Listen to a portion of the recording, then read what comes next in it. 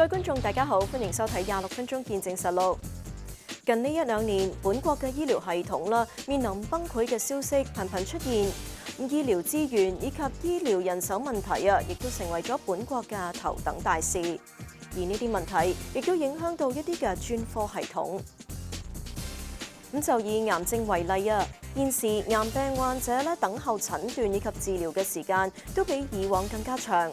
喺卑詩省，根據卑詩癌症中心去年9月嘅數據就顯示，每5名嘅病人就只有1名能夠喺2個星期之內接受第一次嘅診斷。而中心亦都預計喺2034年錄得嘅癌症病患人數將會達到45000人，相比起2021年係高出15000人㗎。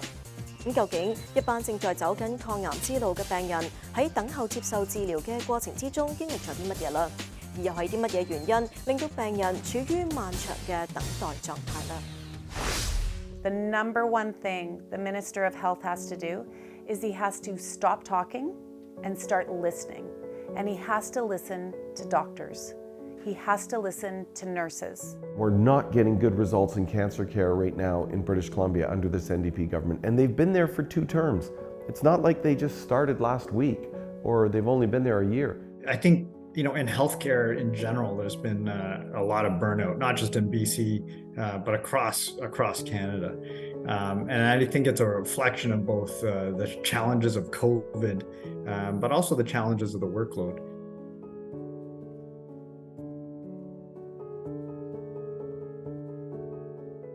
居住喺卑詩省西溫哥華市嘅 Leah Roundtree 喺今年4月確診第3期乳癌。對於患上癌症嘅 Leah， 佢話當時非常之驚，但佢亦都知道自己嘅家族有呢一個病例，但就冇諗過一切嚟得非常突然。When I found out that I had breast cancer, of course I was really scared because my mother had died from it. And I was thinking, well, it's really good that I finally got this ultrasound.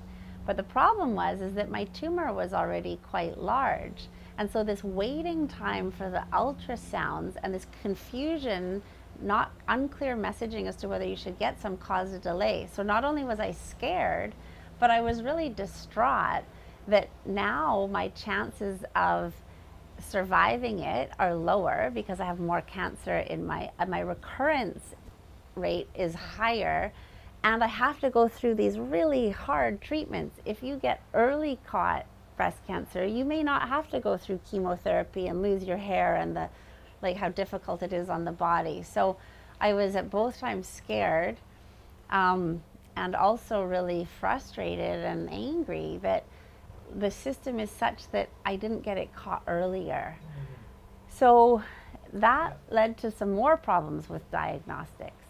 呢日話了解到磁力共振檢查比起超聲波檢查更加清楚仔細，但可惜嘅係喺卑詩省等待磁力共振檢查，有時需要等待1年嘅時間，因此佢喺朋友嘅建議底下去到美國接受磁力共振檢查，之後返到卑詩省接受治療。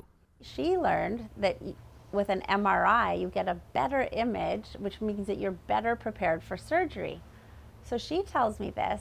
And I asked my doctor, I said, well, how long would it take me in BC to get an MRI? And there's one machine at Lionsgate is like a year waiting list. And I thought, I don't want to go into surgery without an MRI if that's the gold standard. And so I happened to be in the US the day after the diagnostics. And so it was very easy. We got a referral from my doctor here in Canada. And we got an MRI within 48 hours. And thank goodness I got the MRI because the MRI showed that my cancer was way bigger than the ultrasound. It was 4.8 centimeters, plus there was cancer everywhere, and plus it showed it in my lymph nodes.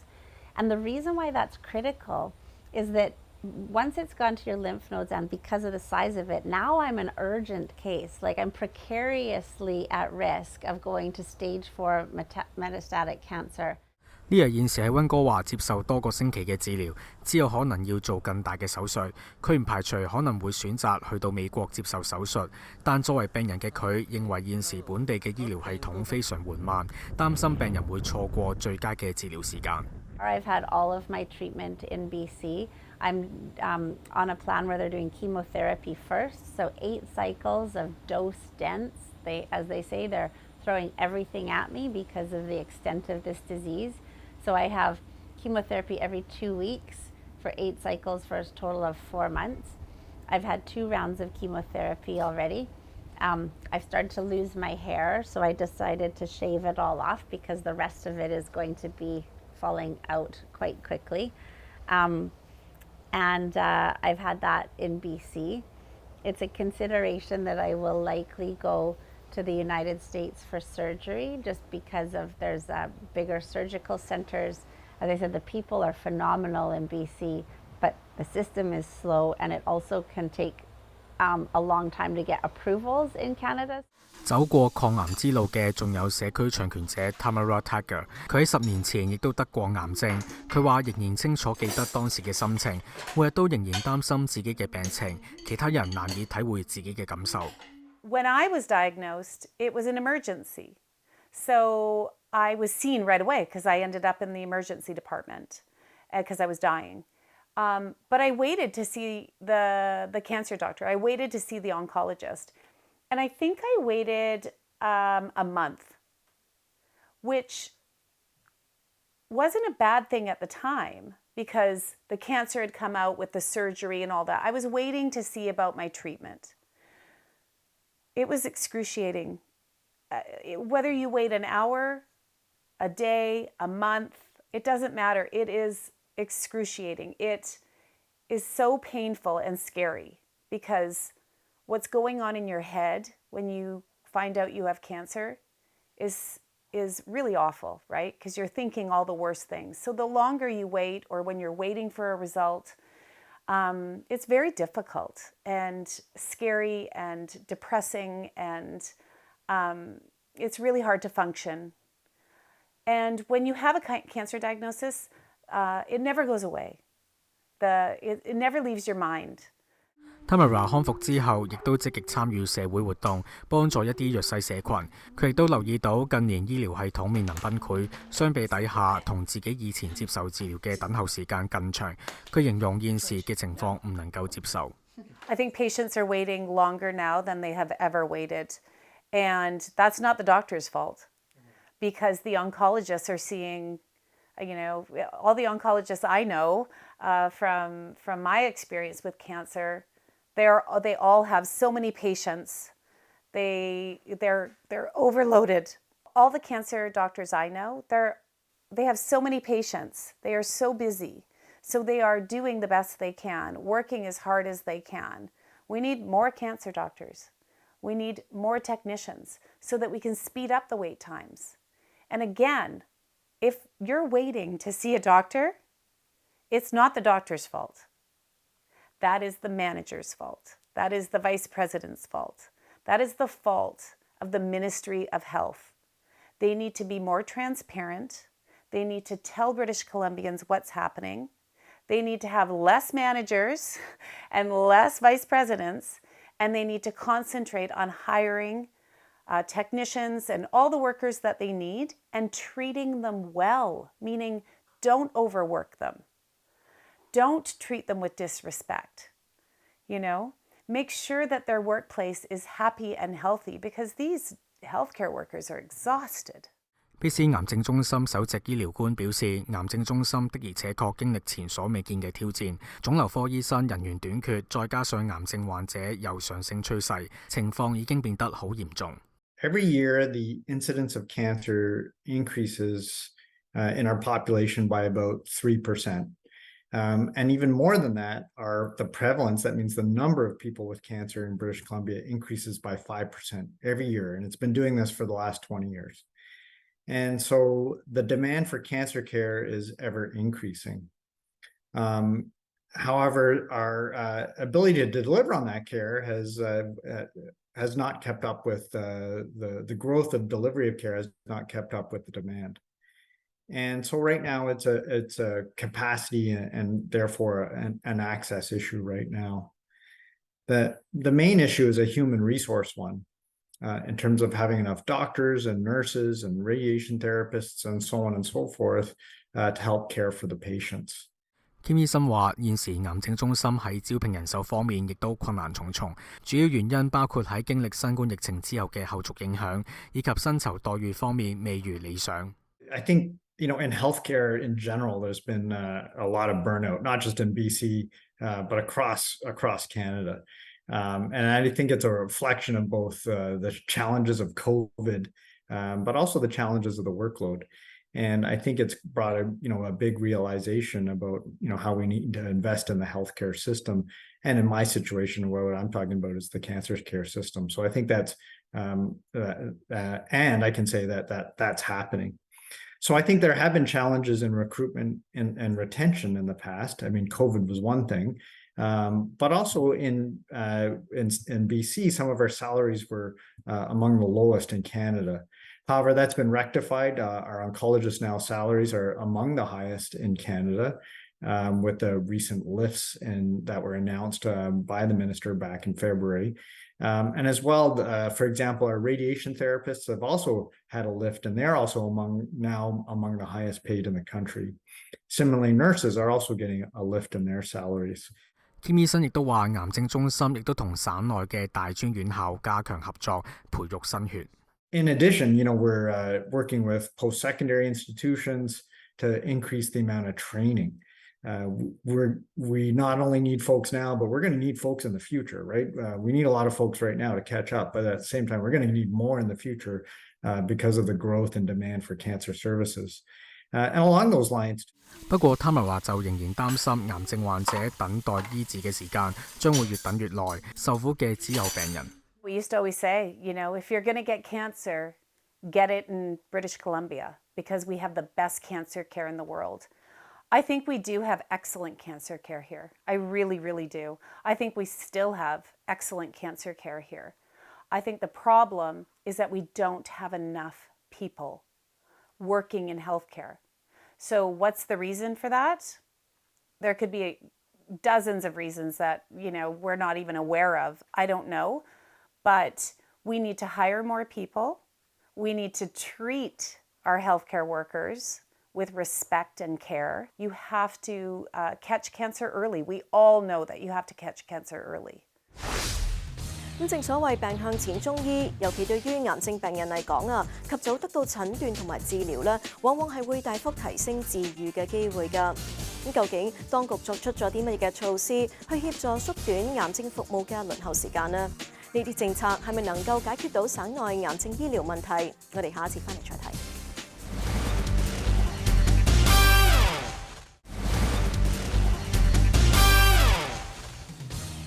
歡迎翻嚟節目時間。喺今年嘅5月底，卑斯衛生廳就宣布，為咗令到癌症患者更快咁獲得放射性治療，每星期咧安排50名嘅癌症患者去到美國嘅華盛頓州接受治療。但係政策一出，隨即咧就惹嚟咗反對黨猛烈嘅抨擊，一啲社區唱權者更加形容政策係災難。究竟呢一個政策係咪真係可以解決到燃眉之急？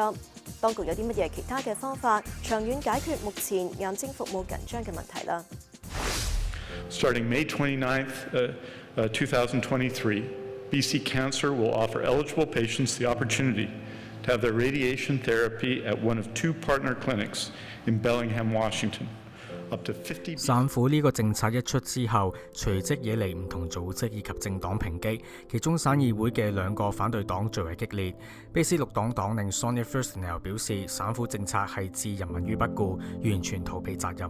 The BC government is saying that they will send to the United States at a cost of over $12,000 per patient. So they are covering the travel costs and the accommodation for patients going to the United States for cancer treatment, but it's important to note that patients inside BC who have to travel to Vancouver for cancer treatment do not get those travel costs when they stay in the province. So those patients have raised the concerns that there's a difference in how people are being treated. But the reality is if you are in need of cancer treatment and radiation, going across the border, being separated from your loved ones, your family, your community, your support network, having to travel, which is always uncomfortable, having to cross an international border, these are additional burdens being put on people at a time when they're already in a very vulnerable place because they're dealing with a cancer diagnosis and the pain of radiation treatment. So it's, you know, again, I want people to get the treatment that they need, but what I'd like to see is this government really taking the steps to ensure that that treatment is available in a timely manner in British Columbia. 不過，卑斯癌症中心首席醫療官就認為呢一次省府推出嘅政策並非第一次推出，而喺本國一啲嘅其他地方亦都曾經採用過呢一啲嘅政策。佢亦都認為呢一項政策喺目前為止係最佳辦法。This is not new. This was done back in the 90s when there was actually also a capacity limitation for radiation here in BC, and patients were sent down to the US back in the 90s. And also other provinces have done this as well. Ontario, Quebec, and other provinces have had to send patients out of province for their radiation treatment. So unfortunately, yeah, these things do happen. It's not unique to BC. And it's great that we have this opportunity to work with those centers down in the US. Now we're working on the medium-term solution, which is we need to hire more people. And get more of those folks, particularly radiation therapists who run the machines and treat patients on those machines alongside the radiation oncologists, that's the doctors, as well as medical physicists. So there's a whole team around that. We need to build up those teams, build up those folks so that we can build the capacity. And so that's the medium-term solution that we're going to work on over this next year or so. So having that short-term solution gives us the time that we need to bring those folks in, train them up, get them working. 曾經擔任過卑斯衛生廳長嘅聯合黨黨領馮宜剛就批評卑斯新民主黨省政府管理不當，令到今時今日嘅癌症病患者處於危險境界。It's really important to understand how extraordinary this is, that this NDP government is going to be sending patients down to Bellingham, Washington, at a cost of $80 million over 2 years to get the kind of cancer care that they used to just get right here in British Columbia. And it's remarkable because it is a result, 100% result, of the inefficiency and mismanagement of the cancer care system by the NDP. And the reason I can say that with real confidence is because the last time this ever happened in British Columbia, that we were sending cancer patients down to the United States, was the last time the NDP were in power in the 1990s. It happened back then too, and it's happening again today. And the final thing I will say about this is its incredible hypocrisy on this NDP government especially, because they're always going on about how terrible private healthcare is and how terrible the US healthcare system is and how much superior our system is. And just imagine how hypocritical that is, that they're now having to send patients from British Columbia down to this US healthcare system. But it does show just the utter failure of what they've done to our cancer care system, which used to be amongst the best in North America. 卑斯省以往曾經被認為扮演住抗癌嘅領導角色，但現時見到嘅情況會唔會俾人認為呢一個抗癌領導者角色不復存在？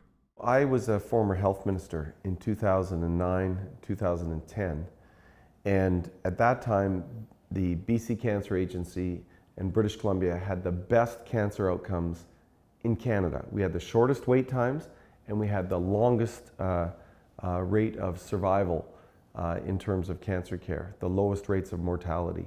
So those were really good outcomes. We've now gone to the very worst in the country. We're amongst the very worst at the bottom under the NDP.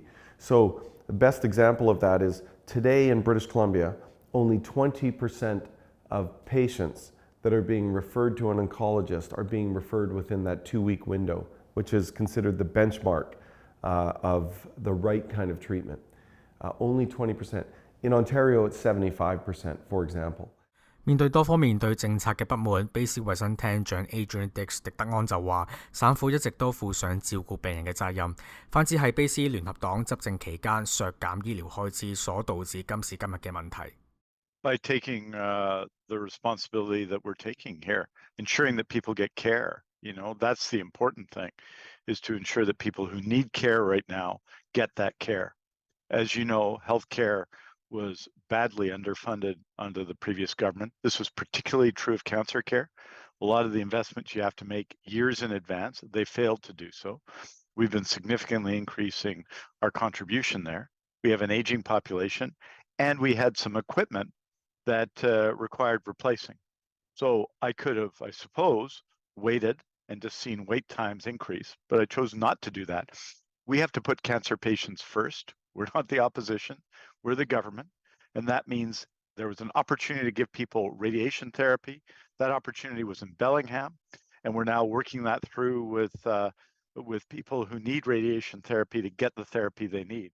卑斯省府嘅癌症護理行動計劃入邊，制定咗短、中、長3個階段嘅研究以及投資。喺長期投資方面，省府較早前宣布以及承諾將會喺 Kamloops、Nanaimo、素利以及本拿比4個地區興建4間新嘅護理癌症中心，預計將會喺2027年落成。So what the new centers do is they increase our capacity. If you're going to go from 30 to 45,000 cancer patient. That's an increase roughly of 50%. You've got to increase your capacity. There's two ways to do that. One is to make your big centers bigger so you can deal with more capacity, add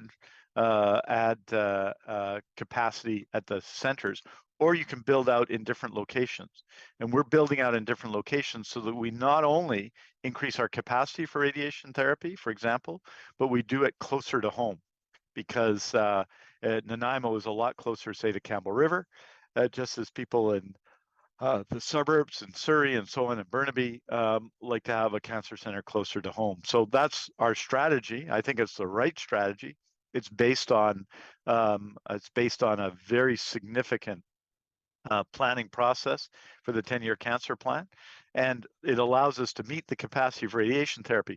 But that's not the only thing we need, obviously. We need to continue to build out and expand the community oncology network and provide care in communities around the province. That's what we're doing. 不過社區倡權者 Tamara Tiger 就話，省府嘅宣佈喺幾年前已經做過一次，認為當局喺度玩數字遊戲。佢又認為當務之急係招聘人才，即使新嘅護理中心建成，但冇人運作，問題永遠都唔會解決。So those cancer centers are opening like in 3 years, 4 years. It doesn't help us now. And the other thing we need to remember is new buildings do not cure people. New buildings do not look after people. People look after people.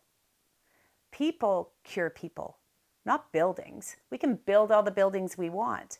And I found it very interesting that after the announcement of sending cancer patients from BC down to the US, the next day or the day after, then there was this announcement about Kamloops and Nanaimo.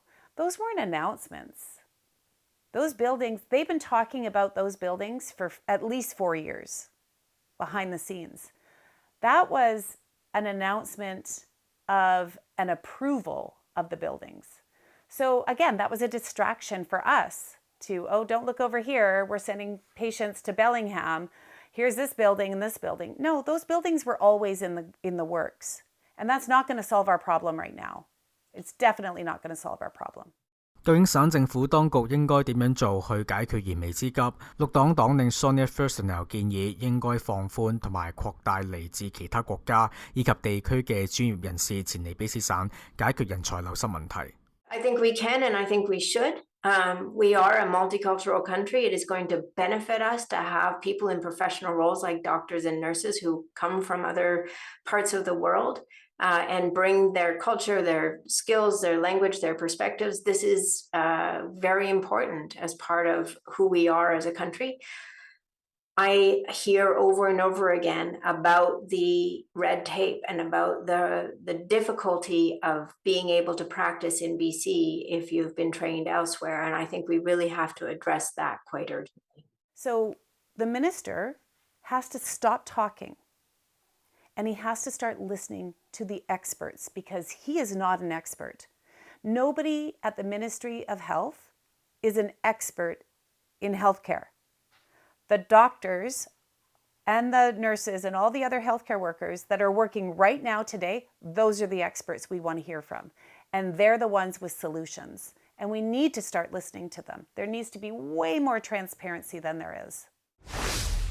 好啦，今集嘅節目時間又差唔多啦。咁如果觀眾對我哋嘅節目有啲乜嘢意見嘅話，係好歡迎大家以電郵嘅方式同我哋聯絡㗎。我哋嘅電郵地址係 mag26@fairchildtv.com。如果觀眾咧想上網重溫翻今集嘅節目，亦都可以上到去我哋嘅網站3w.fairchildtv.com， 點擊節目重溫一欄就可以睇得翻㗎啦。下星期同樣時間再同大家見面，晚安。